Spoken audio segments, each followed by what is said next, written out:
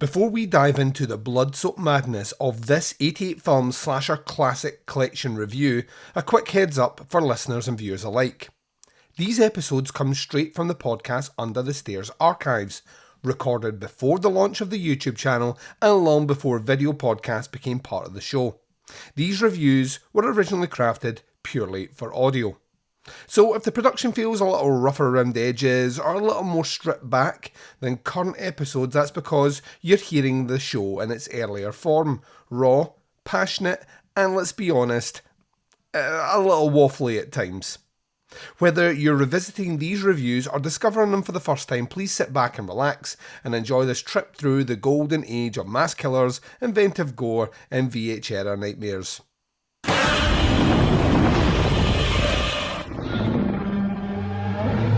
This podcast is not safe for work and will feature movie spoilers. It will feature scenes described of a graphic nature. It will contain language which most listeners may find offensive. Welcome to the podcast Under the Stairs.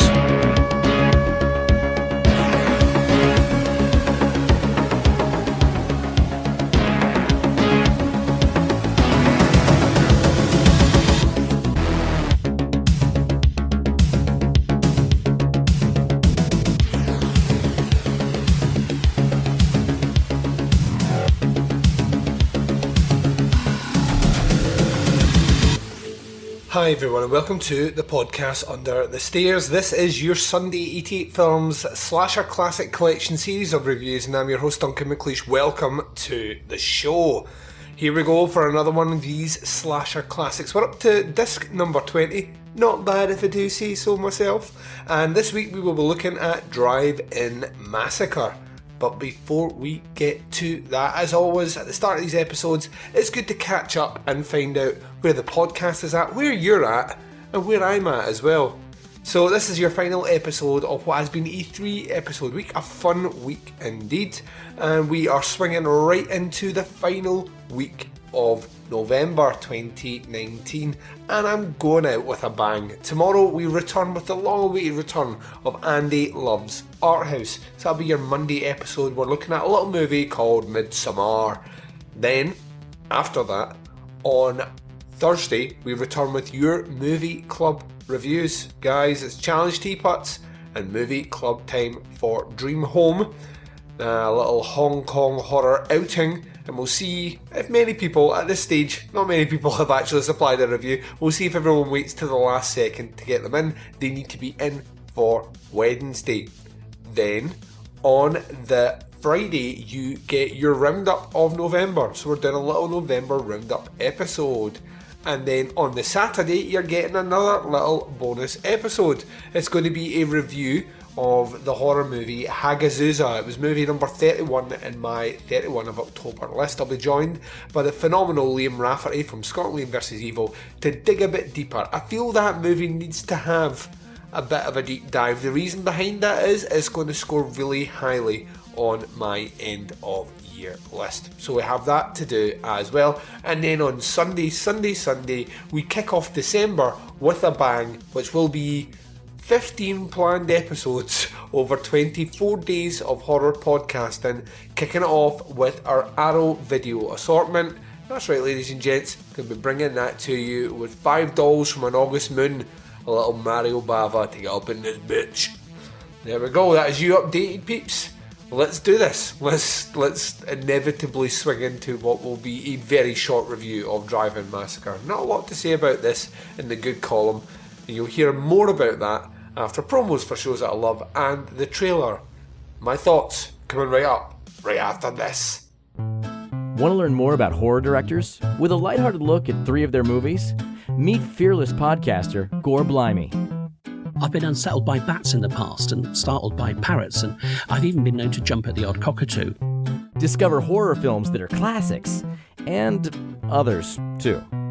There's a topless aerobics massacre, an exploding rock singer, cannibals, nude martial arts, a deep-fried prostitute. But it's not all silliness. You'll get proper movie breakdowns, opinion, and background information too. Yep, in the 80s and 90s, Jeff Stryker was huge in gay porn. In every sense. So if you're a horror film fan, come and check out the Trilogy of Terror podcast at strangeanddeadly.com or find it on Apple Podcasts, Stitcher, or on your podcatcher. One of those people that has a certain charisma and a certain style, and I'm just hoping one day he'll rub off on me. The Trilogy of Terror podcast, where we try 3 times harder to give you the willies. On August 10th, in a California drive-in, it all began. It will grip you like nothing you have ever witnessed before. It is absolute and total horror. Will you cut it out? Let me get... Come on, Alan. Sweetheart. Come on. Come on, sweetheart. Come on, that's not... Come on. Alan. Come on. Bill, say it for it. Oh, come Will you on. let me hear it? Alan.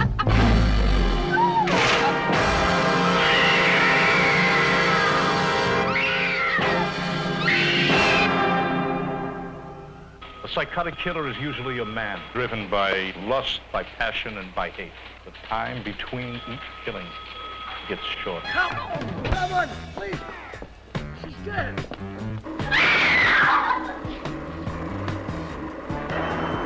get out. Please get out of your life. Get out. With a psychotic killer still on the loose, the police chase every suspect in the city, but to no avail. I haven't picked up a knife since the Carney closed. You used to be a sword swallower. Do you still have any of those blades? Mr. Van Heusen lets me use his private collection.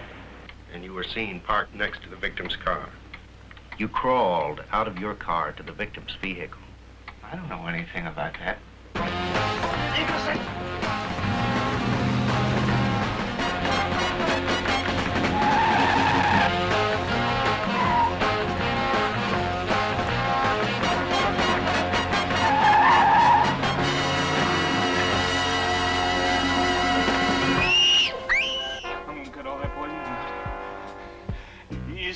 Stand still now.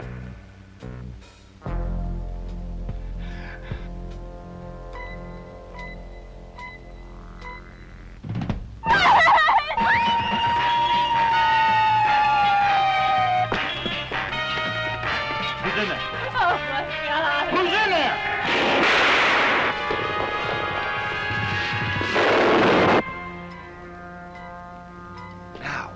The fear that makes brave men run will freeze you in your seat, make your blood run cold, and finally make you scream in terror.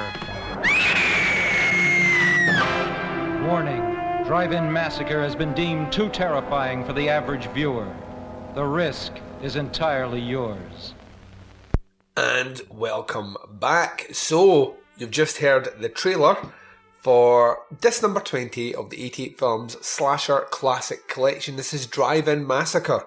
The 88 Films website gives us this little bit of blurb. It says, a year before the slasher boom really hits its stride with John Carpenter's legendary trendsetter Halloween, there was Drive-In Massacre, an early slice and dice prototype that is finally achieving its rightful reappraisal courtesy of a brand new 2K scan from the splatter movie addicts at 88 Films.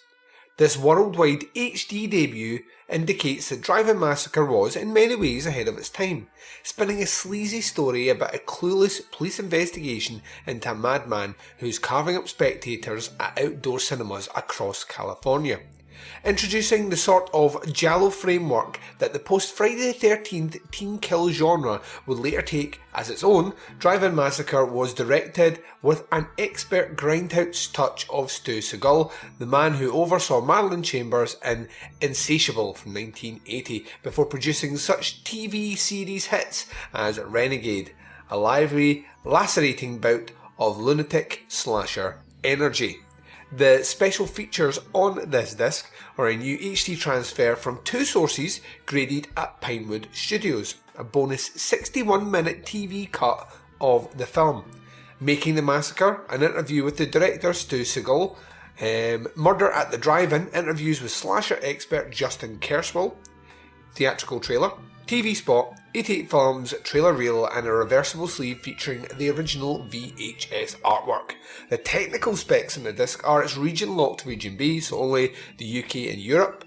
Picture format is HD 1080p 178.1. The audio format on the disc is LPCM mono. The language is English, certification 18, and the runtime is 74 minutes, which is an hour and 14 tops. It's a breezy, quick watch, which did make me chuckle when I realised that the bonus feature on this was a 61-minute cut, so we managed to chop out 14 minutes of this film to make it for TV. So there's already warning signs going off. If you can cut 14 minutes out of a movie which is already under an hour and 20 minutes, that to me denotes that there might be some filler in this movie, and boy was I right. I don't know what it is about this collection that really kind of feels like a cruel practical joke on me. This movie isn't. This movie's not good. That's what. But let's strip it back to brass tacks. This is almost not a movie, if we're being honest. It has more. I'm confused at the whole slasher thing here. This is more a grindhouse movie than it is a slasher movie any day of the fucking week. Any day.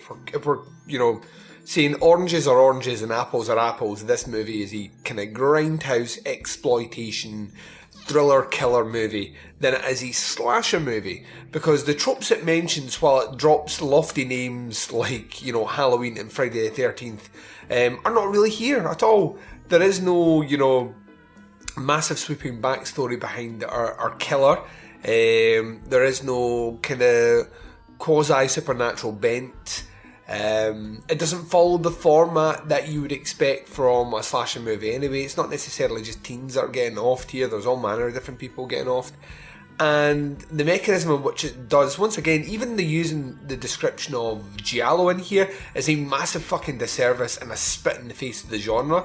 It doesn't have any of the panache, the style, the technique, or the gusto of a giallo. What we have here is a very lukewarm exploitation movie where people die, and the effects for the time are okay, but it's a lot of shots of scenery, shots of people watching movies in the grindhouse, terrible fucking acting, like actually woefully bad acting, and the bumbling police that are in here are bumbling, but not in a way that adds anything like charming to the movie or comedic to the movie or anything out with. These two guys can't act, and that's probably why they're bumbling.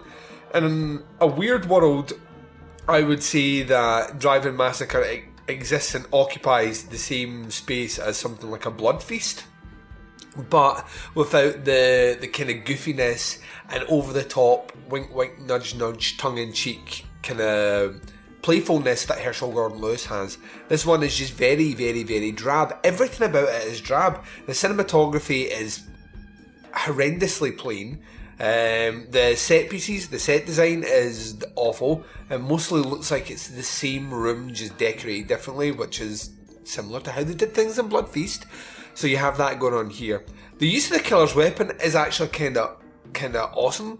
There's different weapons being used here, but the use of a samurai sword did make me smile a little bit. But even then, that's about the high watermark for me in doing any sort of full-on review here. The score, what little there is of it, is not worth really writing a home about, and it just kind of works as an exercise in really low-budget, uninspired filmmaking.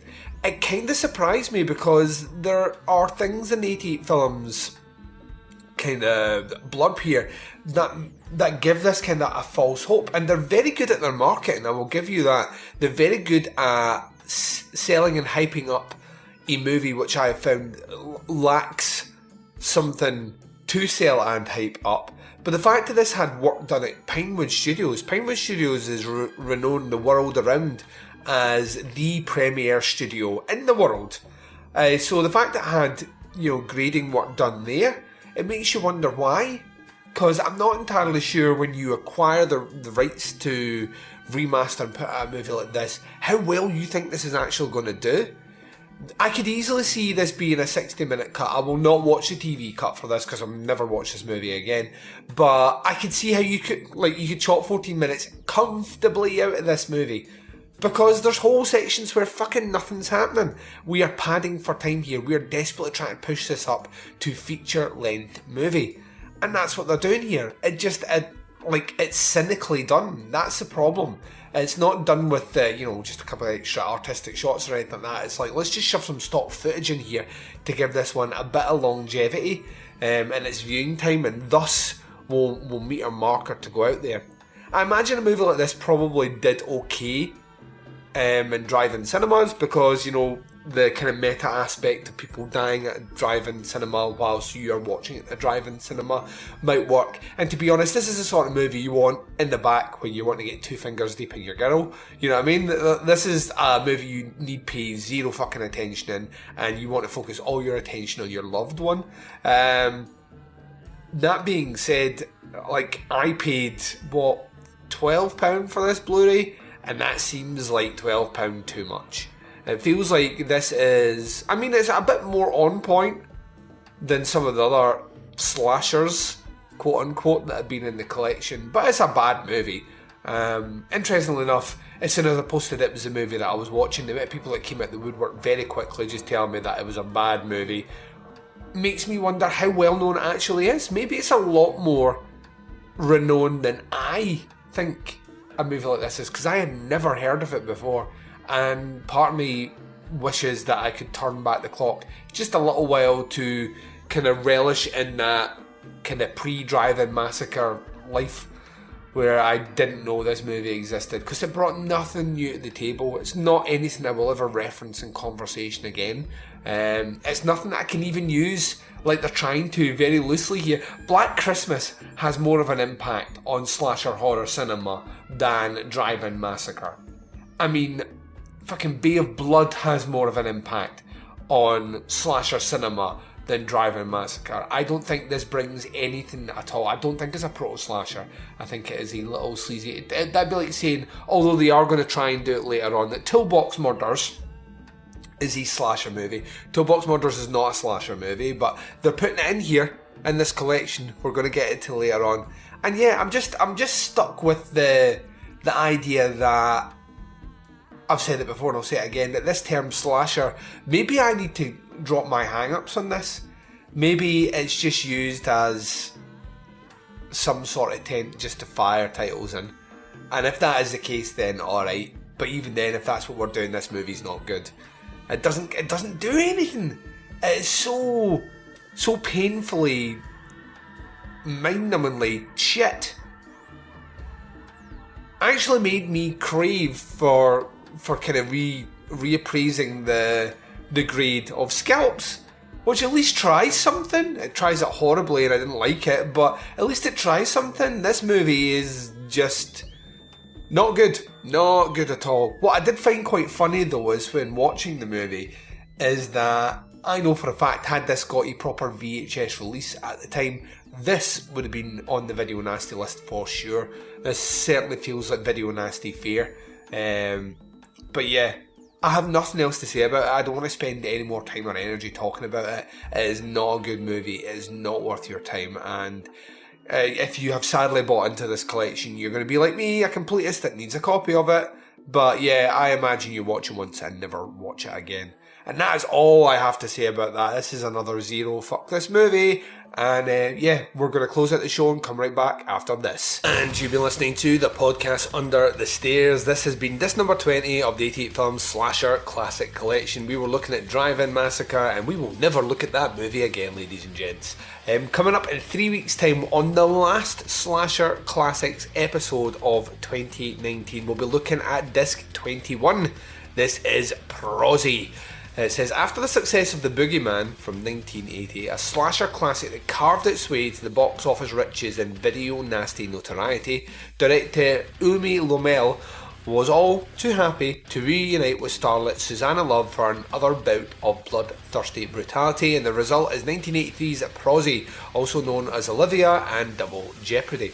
Regardless of the moniker, the superb slice and dice sickie is one of the most underrated knife play potboilers ever imagined, with Love portraying a femme fatale that has a damaged background and a wonderfully skillful way with sharp utensils. Let's put it this way, you may well want her to undress, but the chances are that it is her who will be doing the penetrating. While Boogeyman might be Lamel's most famous freak show, Prozzie is his most outrageous orgy of sex and violence. In only 88 films, the label that seeks out forgotten splatter flicks and restores them in awesome HD could have understood the need for a new generation to see this crimson cake gem and all of its high-def delirium. See Prozzie and admire a timeless mix of curves and carnage.